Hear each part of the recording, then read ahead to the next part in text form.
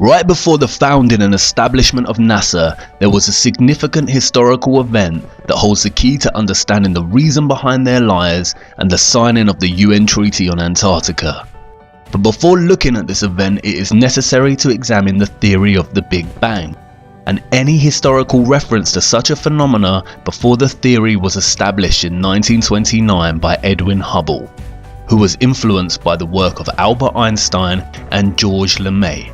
When tracing the beliefs and theories on the origins of the world we inhabit through history, I discovered various creationist tales, primarily of similar nature to the Abrahamic view of creation. I also encountered various works of philosophers and scientists such as Aristotle, Immanuel Kant, Johannes Kepler and Isaac Newton that proposed a theory of the infinite nature of the universe. There is one text, however, that predates all of these ideas. The Kabbalah, a tradition of Jewish mysticism that can be dated back to 13th century BC, 1,000 years before Aristotle lived. In traditional understanding, it is said to originate from the time of Eden. The Kabbalah's account of the origin of the earth and universe is a complex one, but the summary of its vision can be understood through its concept of Ein Sof, which translates to unending or infinity. The Kabbalah lays out its origin story as such. In the beginning, the Ein Sof withdrew into itself, creating an empty space or vacuum, within which the forces of Din began to take on an independent life. The contraction of the Ein Sof thus resulted in a purging of the harsh Dross, which contained all elements of potential evil from the being of God. The empty space thus contained the forces of Din and a remnant, the Reshimu, or impression of the divine light. At this point, the Ein Sof emanated a ray which is represented in the first letter of the Tetragrammaton. This ray worked to organize the opposing forces that now filled this space.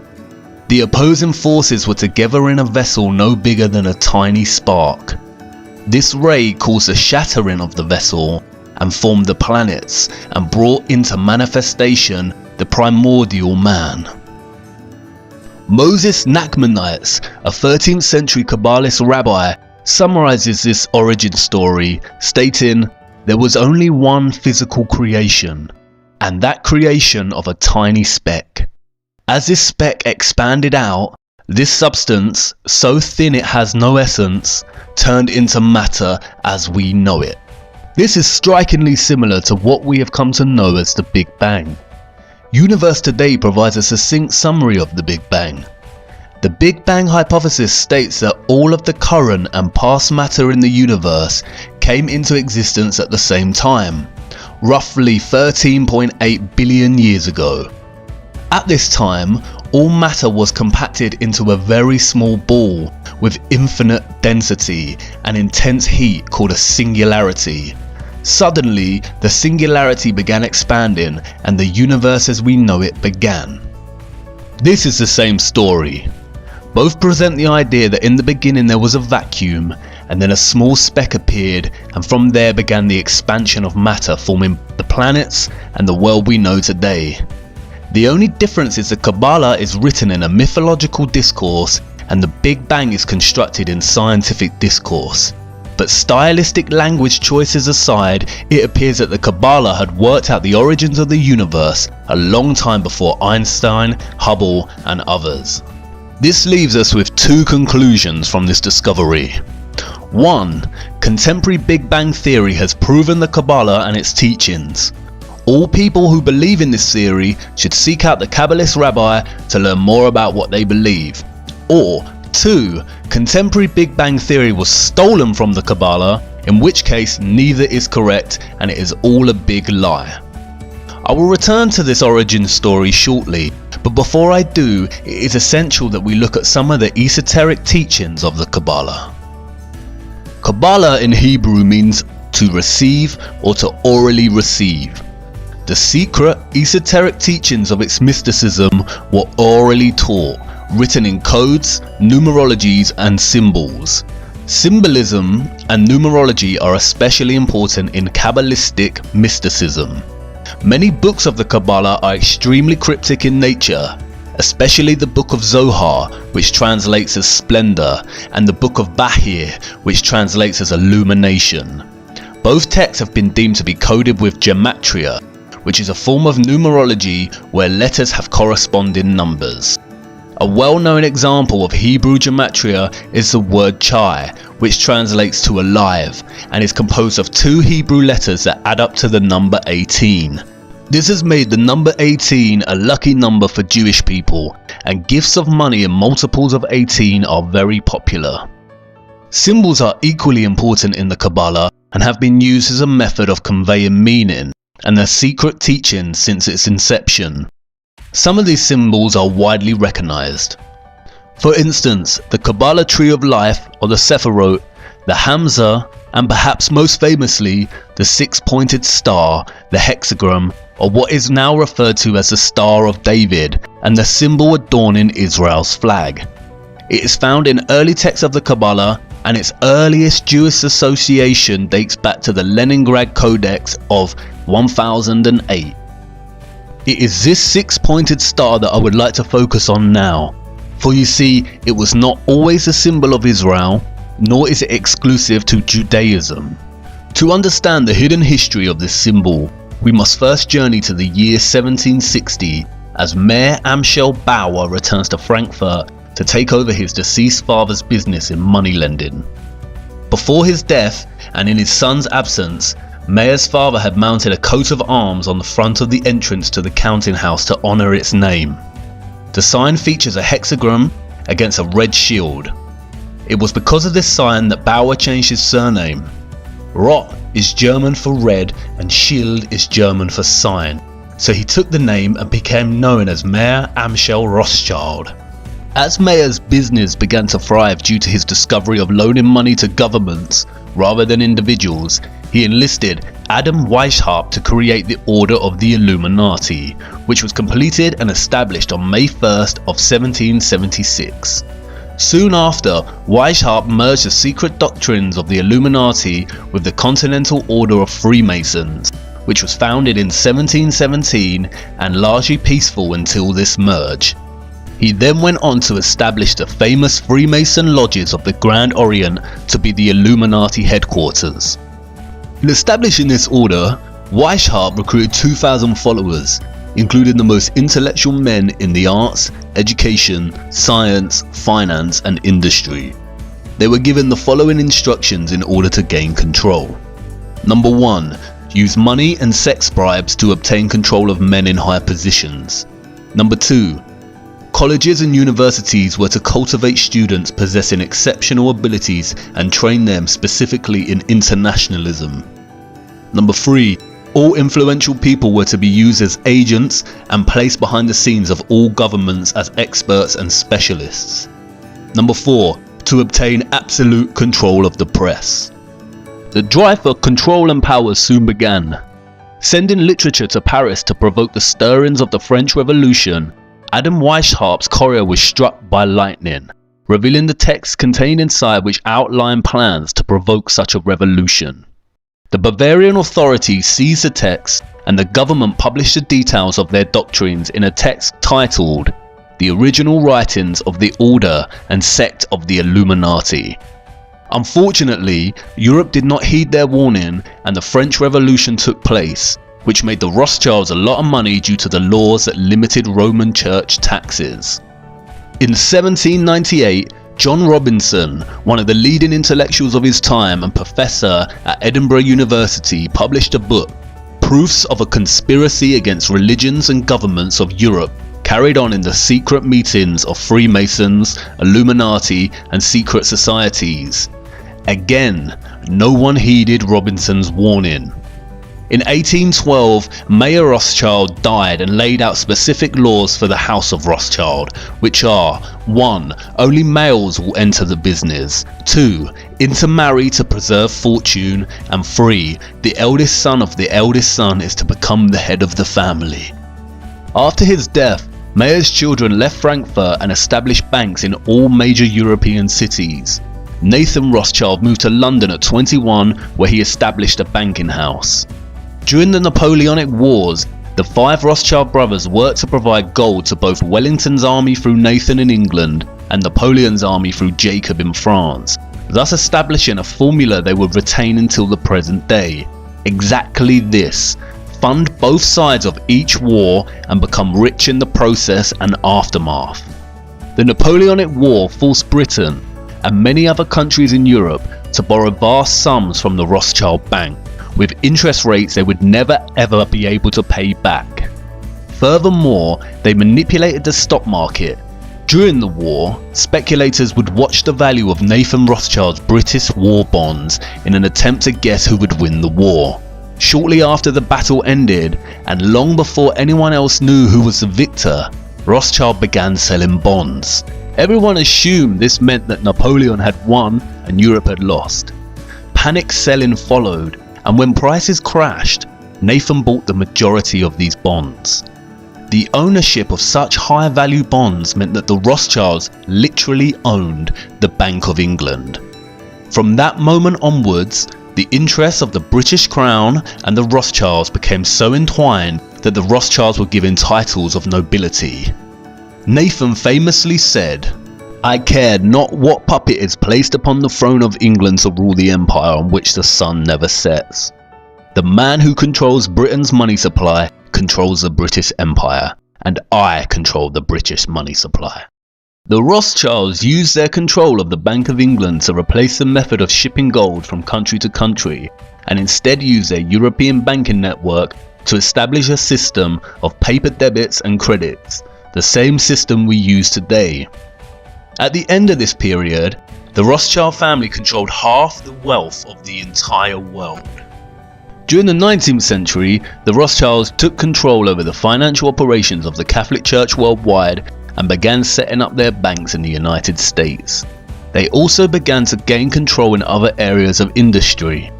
In 1862, the Rothschilds used one of their own, John D. Rockefeller, to form an oil company called Standard Oil, which went on to dominate all competition and was funded to prominence by the Rothschilds. The Rockefellers would go on to lead oil, establish Big Pharma, and own all the major education systems, colleges in the United States. The Rothschilds' power and influence grew through the tentacles of each industry as planned with the establishment of the Illuminati. Towards the end of the 19th century, and before establishing their major dominant banking presence in the United States, the Rothschilds founded the Zionist Congress to promote Zionism, a political movement with the sole aim of moving all Jews into a singular Jewish nation state, and arranged its first meeting in Munich. The meeting was chaired by Theodor Herzl, who later stated in his diary, "It is essential that the sufferings of Jews become worse. This will assist in realization of our plans. I have an excellent idea. I shall induce anti-Semites to liquidate Jewish wealth. The anti-Semites will assist us thereby in that they will strengthen the persecution and oppression of Jews. The anti-Semites shall be our best friends." The youngest son of Jacob Rothschild also visited Palestine during this time and supplied funding to establish the first Jewish colonies there. The Rothschild plan to establish Israel and its own Rothschild-owned country was underway, but it would not be until many years later that that plan came to fruition. Notice the hexagram on the flags at the Zionist Congress. In 1910, plans were underway in the United States to set up the Rothschild centrally owned bank, the Federal Reserve. The plans for a United States central bank were met with strong opposition from some of the wealthiest figures of the time. The 3 most important and powerful opponents were Benjamin Guggenheim, Isidor Straus, the head of Macy's department stores, and John Jacob Astor, one of the wealthiest men in the world and good friend of genius inventor Nikola Tesla. Their total wealth at that time was $500 million. By today's standards, that would amount to nearly $11 billion. The opposition did not last long, however. Conveniently for the Rothschilds, all 3 powerful opponents died aboard the Titanic when it sunk in 1912. Coincidentally, it was the Illuminati puppet J.P. Morgan who funded and built the Titanic, and who was also extremely keen to establish the Federal Reserve. He cancelled his ticket on the Titanic at the last minute. Congressman Charles Lindbergh said the following after the Federal Reserve Act was passed in 1913.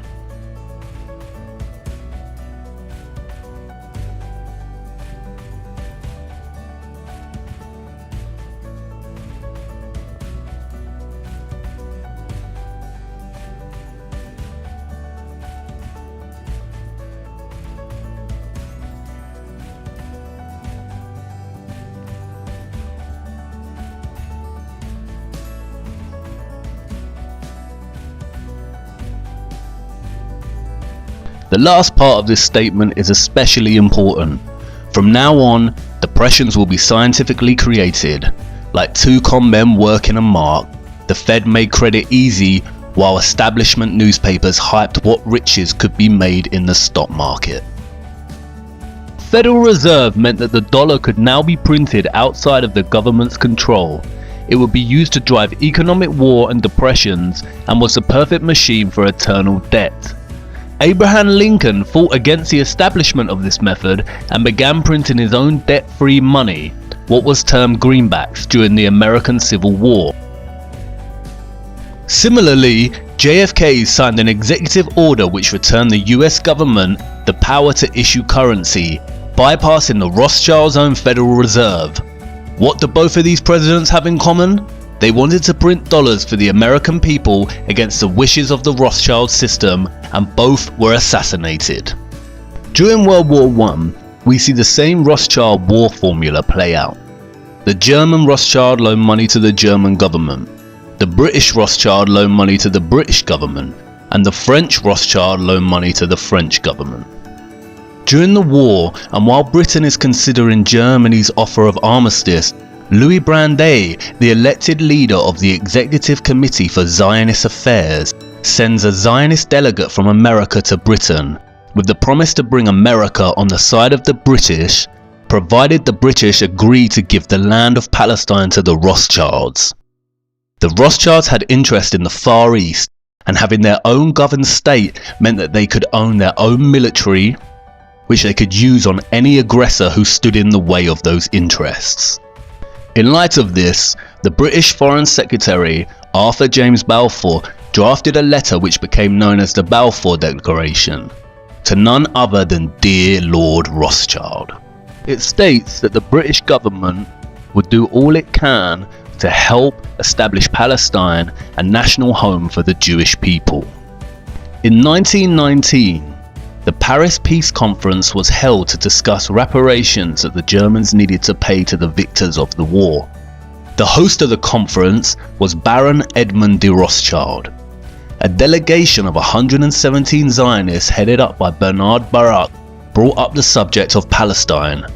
The Germans felt betrayed as the nation had always had good relations towards Jews. The conference was also used by the Rothschilds to float the idea of setting up a world government called the League of Nations. Bernard Baruch then went on to found the Council on Foreign Relations in the US. The first objective of the Council on Foreign Relations was to gain control of the press. This task was given to none other than John D. Rockefeller, who set up many national magazines such as Life and Time magazine. With the Rothschilds' power presence now firmly established in the US, they soon began preparations for World War II. At the same time, Adolf Hitler, the Chancellor of Germany, was driving Jews out of governmental positions. A Rothschild puppet, Samuel Untermyer, the head of American delegation and blackmailer of President Roosevelt, called for all Americans to destroy German-made products, and thus began a large propaganda campaign. Once the effects of this boycott began to be felt in Germany, the Germans, who had demonstrated no violence towards the Jews up to this point, simply began boycotting Jewish stores in the same way the Jews had done to stores selling German products in America. This is the same year that President Roosevelt ordered the Illuminati eye to be placed upon all new dollar bills, along with the Latin phrase Novus Ordo Seclorum, which means a new order of the ages. 1 year later, Swiss banking secrecy laws were reformed, and it became an imprisonable offence for any bank employee to violate bank secrecy. This is all in preparation to cover the trace of the Rothschilds as they fund both sides of the war. You see, the Rothschild-controlled US company IG Farben would go on to arm Germany in the war and produce Zyklon B, the lethal gas used in the concentration camps. The Rothschilds also financed American IBM, which provided the supply machines to the Nazis to produce the punch cards to help organize and manage initial identification and expulsion of Jews, the confiscation of their property, and their eventual extermination. Interestingly, during this time, Prescott Bush, the father of President George Herbert Walker Bush, had his company seized under the Trade-in with the Enemy Act. He was funding Hitler from America while American soldiers were fighting against the Germans. The Rothschilds' connection to Hitler may be more understated than initially realized. As Hans-Jürgen Kohler's Inside the Gestapo states, Adolf Hitler's grandmother Maria was a servant at the Rothschild mansion. You see, the war was very choreographed and had nothing but the Rothschilds' interests in mind. As Zionist Isaac Greenbaum in a speech to the Zionist Executive Council put so succinctly, "One cow in Palestine is worth more than all the Jews in Poland." This piece of propaganda was to scare Jewish survivors into believing their only place of safety was Israel.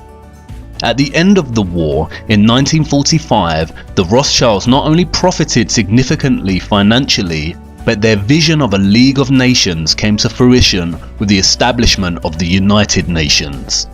British had stated that there would be no more immigration of Jews to Palestine in order to protect the Palestinians, but after the Second World War, the British transferred control of Palestine to the United Nations. The United Nations divided Palestine into two states, one Zionist and one Arab, with Jerusalem to remain as an international zone to be shared by all religious faiths. In the years that followed, the Israelis launched a series of military assaults on the Arab Palestinians, causing a mass exodus. The Israeli secret intelligence agency, the Mossad, was formed. Its motto is, "By way of deception, thou shalt do war." In 1948, the Rothschild bribed President Harry S. Truman with $2 million, which they gave him on his campaign trail, to recognize Israel as a sovereign state. The flag of Israel was soon revealed, which is none other than a blue version of the Rothschild red hexagram. And this is where the story just begins. Follow me to part 6 so we can take a look at the true meaning of this 6-sided star.